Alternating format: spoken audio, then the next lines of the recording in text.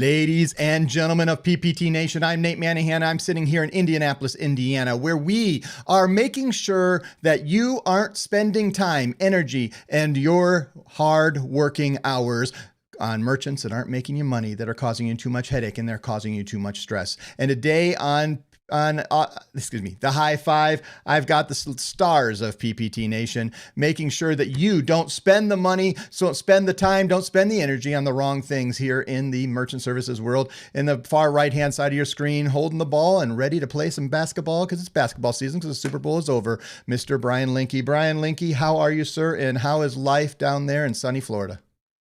You know, Nate, people live worse.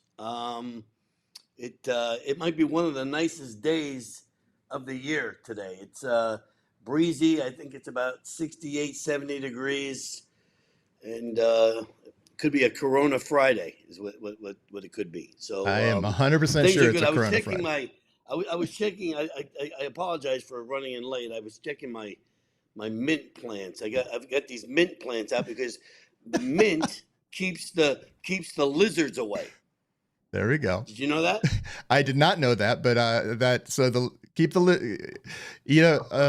put out a mint a day. A mint a day keeps the lizards away. Is that what it is?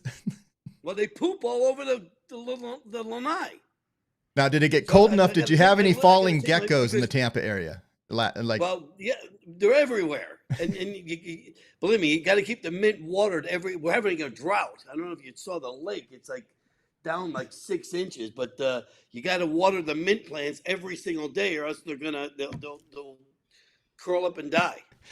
So this week in mint plants in Central Florida, Danny Shard in the screen. Do you have any mint plants growing there in Glenwood Springs, Colorado, Danny Shard?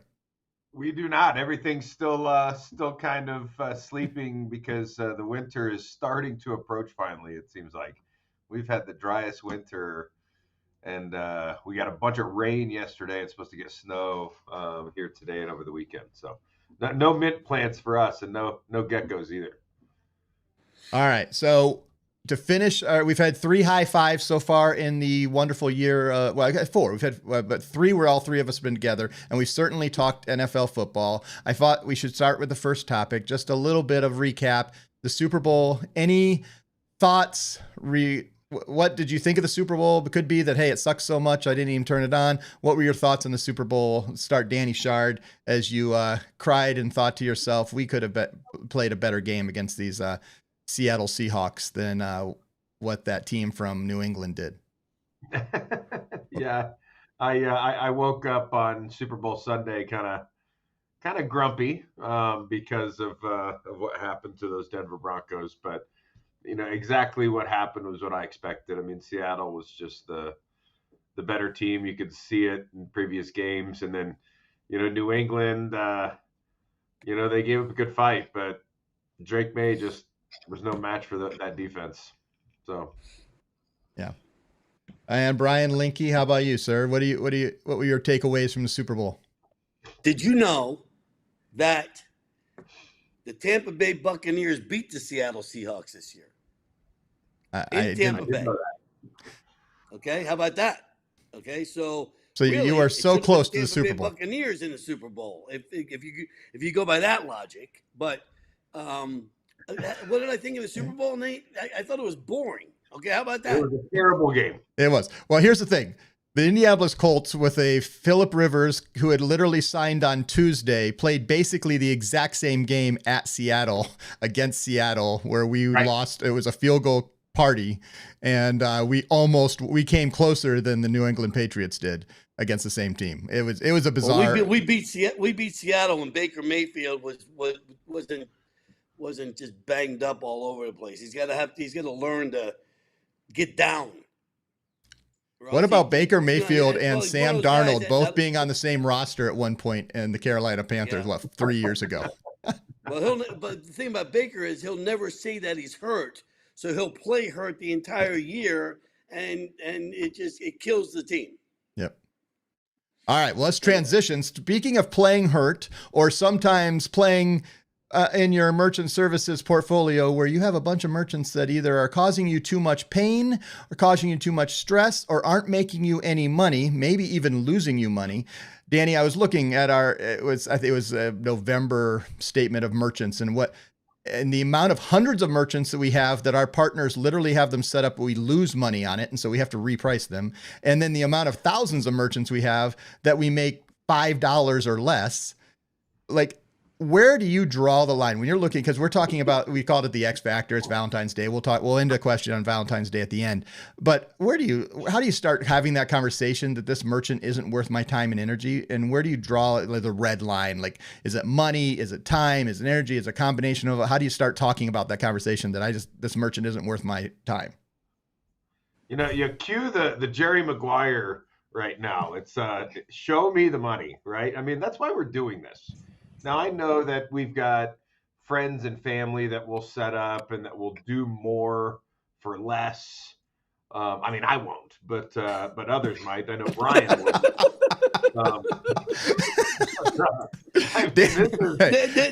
Neither will I. You're my cousin?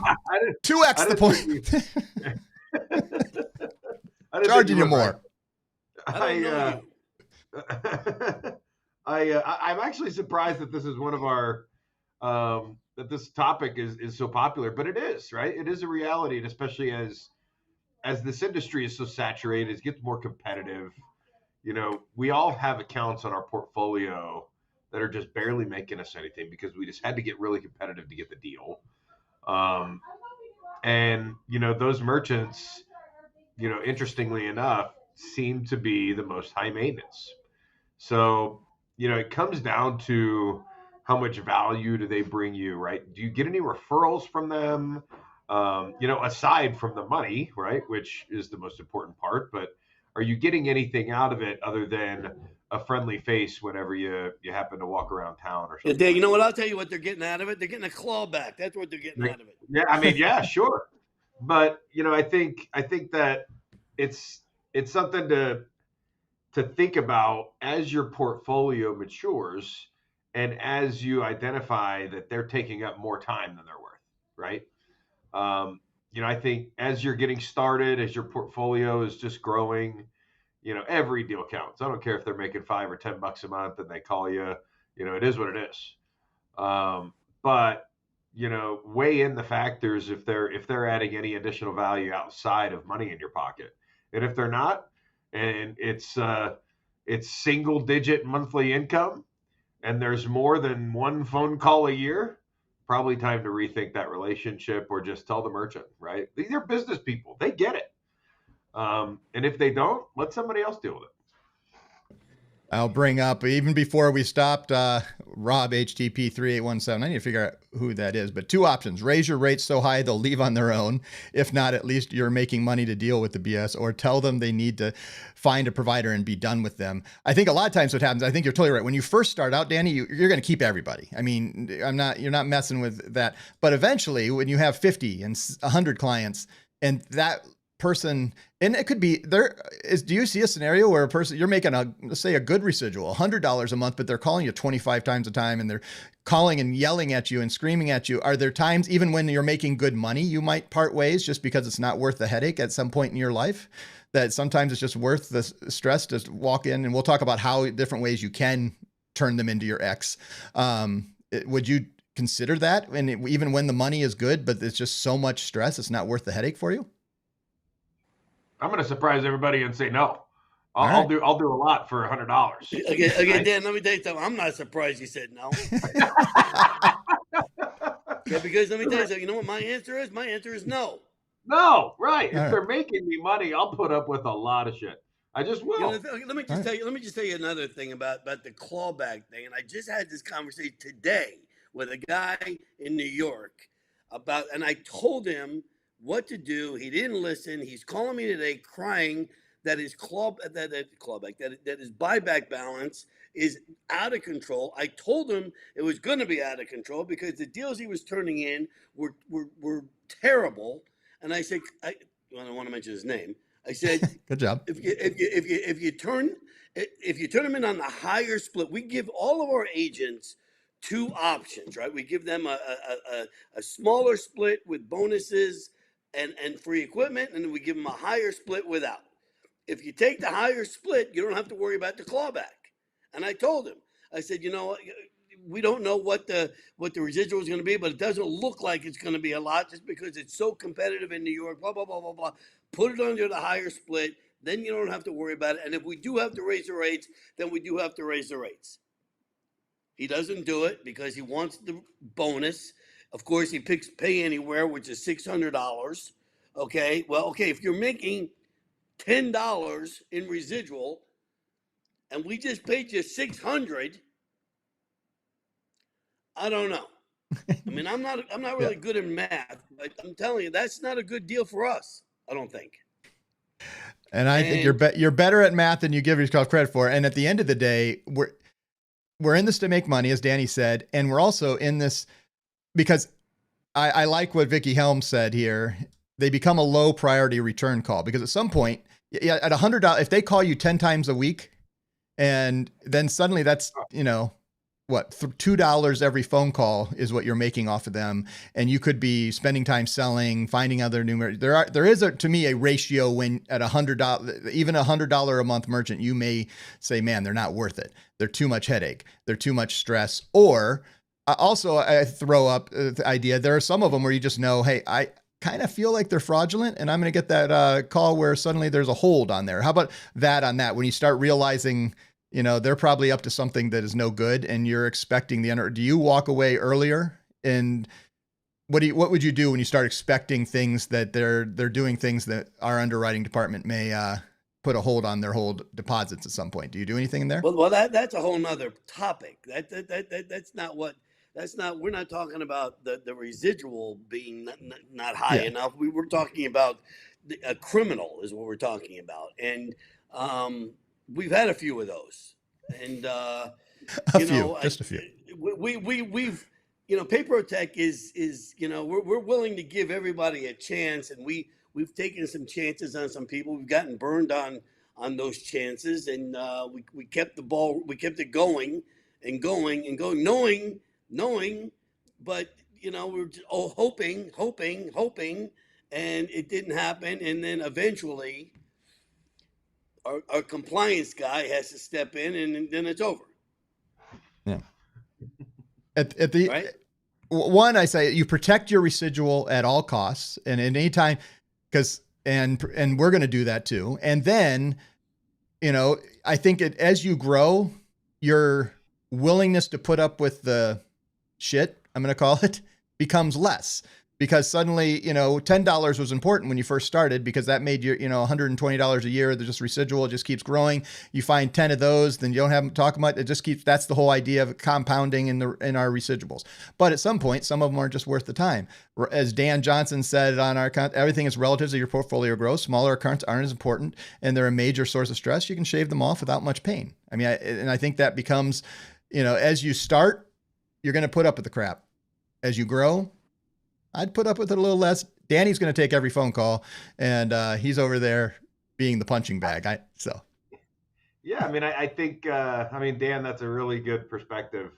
And, I actually said to one of our partners the other day, and I talk about it quite often, that, as your portfolio grows too, these smaller merchants, the diversification of your portfolio is important, right? So these smaller merchants, as it grows, they add up to being a lot. But letting one or two of them go because they're a headache, because those margins are shrinking, it doesn't nearly hurt as bad, right? You just don't feel it. But these smaller merchants, what's the analogy I used? I think I said it, look at your merchant portfolio like a tile floor. These smaller merchants are like the grout, right? Like they're going to help keep it all together in some ways, but losing a little chunk of that grout doesn't ruin the whole floor, right? Losing a big piece of tile, a big merchant, that that'll impact your portfolio quite a bit. Yeah. So the small ones, I mean, they are important, but they just don't hurt as much when your portfolio continues to grow. So know your worth, but also just don't be afraid to be a punching bag a little bit, for a merchant, but also don't be afraid to ask to be reciprocated, right? Ask for those referrals, explain to them they're not making much. Tell them to stop calling you if you're only making $5 or $10 a month on them. Hey, you got me down so low on my pricing. You need to call into support. I just don't have time to support you. if I could rate your rates where I need to be to where I can support you, I'd love to be able to do that. And it's okay to say that. I And if think not, one thing, right? I think one thing we're not talking about here is, okay, you're not making $5 to $10 on a cash discount on a dual pricing merchant. Okay, yeah, so totally. we know that, right? So like if you're selling that, and this is what I tell people when they're going in and selling Interchange Plus today, and I'm not saying that I would walk away from any deal because I don't know, what do you want to call Just me, say it. greedy, I Greedy. guess. Okay, Dan, I heard you. Okay, but here's the thing: it takes as much time and effort to close an Interchange Plus pricing deal as it does a cash discount deal. Okay, you're still going to have to go see the guy. Then you're probably going to have to go back. Then you're probably going to have to go back again. Okay, so you're probably going to have to go back 3 or 4 times on either one.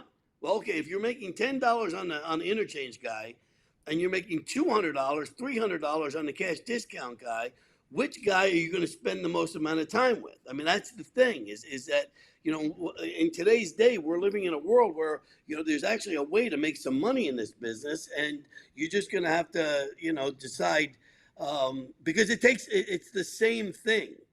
It's the same thing. The time, the effort, it's the same thing on every single deal, for the most part.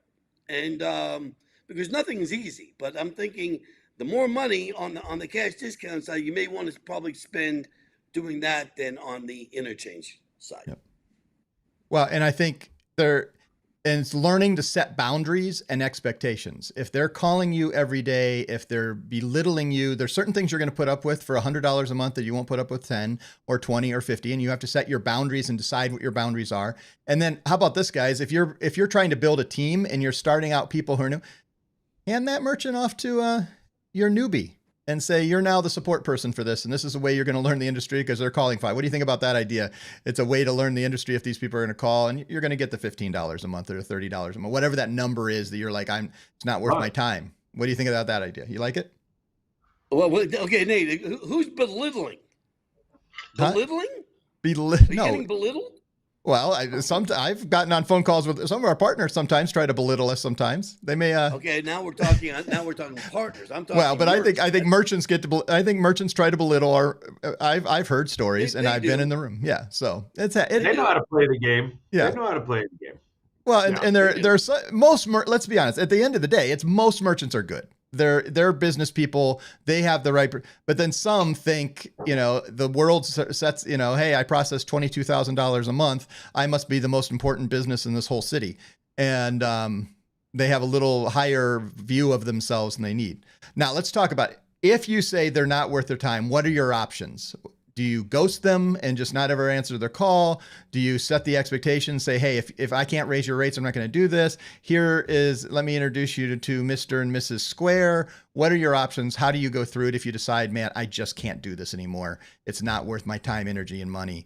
What would you do to start turning a merchant into an ex-merchant if it's just gone that far? Dan? It's pretty simple, in my opinion, is you hand the merchant the support number for our back office, and you stop taking the calls. The merchant will either figure it out.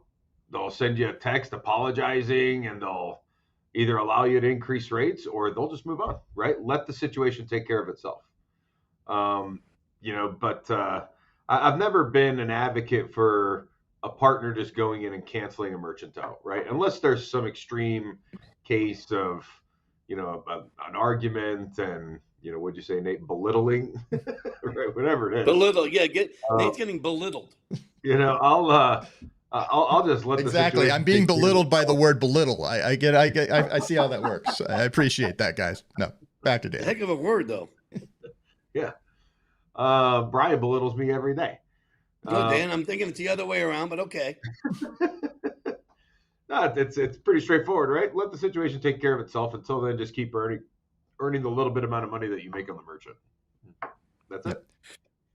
The bottom line is this, okay? The bottom line is this: it's hard to sell stuff It's hard. No one ever said this job was easy. Okay, so when you do a deal, and to me, okay, when you close a deal, when the guy signs on the line that is dotted, right? That feeling that you're getting from doing that is euphoria almost, right? When you're getting a deal, so it's hard. It's hard to do this job. A lot of these guys that I've been recruiting lately, they want like the secret sauce. They want the magic wand. They want to figure out how to do this without doing a whole lot of work. Well, I mean, if you're not going to get out of bed and get out there every single day and get in front of people, I'm not really sure what the answer is. I mean, so if you're not willing to work at it, so like when you get a deal, to just give that deal up. Now, obviously, if it doesn't make sense down the line, then we can stop taking calls and we can stop doing those things. But like, especially at the beginning, now that when you sign up that merchant, how much money you're going to make on the deal, right? What the residual is going to be. On a cash discount deal what you're making on the deal. So you know what? It's up to you to decide whether you want to board this merchant, keep this merchant, whatever you want to do. My suggestion would be to board them on the higher split, so you don't have to worry about the clawback. But that's just me. All right. Here's the other thing is, remember your reputation, because how you handle it. And if they put because maybe they haven't been doing any referrals, but you don't want the negative referrals that they start telling all the businesses in town how terribly you treated them. So if you're going to do something, or if you're going to ghost them, or if you're going to do it in a way that they can walk away with their head high, and they're either not going to say anything or they're going to say something positive about you, even though they were causing you too much stress or not making you money, because your reputation is ultimately what's going to sell you that next deal. Always manage that. And I always say there's no one's ever going to get thrown a curveball by taking the high road. Eventually you'll be made right and proven right. And just don't make sure that I've seen too many of these merchants. They go out and they suddenly put out 30 different reviews at every review site, and they're on Reddit and they're on every place we're always like, you're the smallest merchant ever. You literally process nothing, but they can cause you a little headache by causing you bad reputation. Yep. So, all right. Closing with thoughts today. It is the day between Valentine's Day. Brian, I almost called him Brian Shard, which does work. It does work. But okay, Nate, let me tell you sorry, something. I'm a little bit better looking than Brian Shard. I can tell you that. There is a Brian Shard in the world. Brian Linky, Danny Shard, do you have any advice, stories, Valentine's Day advice for our partners, PPT Nation, anyone out there, as we one day away from Valentine's Day here on Friday the 13th? I've never been a really big Valentine's guy. I mean, let's go. You don't have a lot of love in your heart, right? Well, no, there's a lot. Not of the love big in romantic. Why does it have to be on one particular day? I'm not really sure I get the whole thing. I mean, I'll jump on board. Let's go drink a couple of beers. Celebrate Valentine's Day. I'm good with it. All right. All right. How about you, Danny Shard? You say you got any heart? And I'll throw a little funny at Nate. Quite the interesting topic right before Valentine's Day about breaking up. Yes. Right, well, hey, that was all put it. There was some strategy there. I get that. I like that. Know your worth, right? Reputation's everything in this business, and in the theme of Valentine's Day coming up, show some love where you can, and all these scenarios that we're throwing out, hopefully they're extremely rare. And we're providing merchants with a really good service. We're providing them with a program that's making us all a lot more money, so we really don't have to worry about merchants that are not even worth our while. And just try to keep your portfolio as strong as possible. And if you've got some of these challenging merchants, and the last thing anybody wants is a bad review or anything like that, do what you can, but be a pro about it, and you'll see it'll work itself out. So. Thanks for joining us on the High Five today, though, and this is always a fun topic with these two knuckleheads. And at the end of the day, show love to someone and it doesn't have to come tomorrow. It doesn't, you don't have to pay the extra 600% for the roses and 500% for the food. And I do think Vicky Helm, we got to lead with this. I wish I could have the face right. Come on, Linky, step up your romance game. Come on. It's all. Hey, let me tell you something. Brenda deserves it, Link. Okay, the Helminator. I'm a lover. Okay, not a fighter. There you go. Okay, there is no problem with the love over here. I can guarantee you that. I just talk a big game. You do. All right. On behalf of Danny Shard, Brian Linky, this has been another high five telling you how to, maybe make a few X's, but at the end of the day, what we're really here is we're going to help you find the most profitable merchants out there. And the more you grow in this business, the more you're going to figure out how to not even sign up the merchants that don't need. You're going to, we watched it. What was it? 2013, we roll out the phone swipe and everybody signs up a bunch of merchants that all process under $1,000 and think they're going to make $1 million and it doesn't work. We're going to help you figure out how to go after merchants. Those were great meetings. So, all right, guys, thank you so much. Have a great Valentine's Day, and we'll see you again on the high five. Bye, everybody. High five, everybody. High five, everybody. See you guys.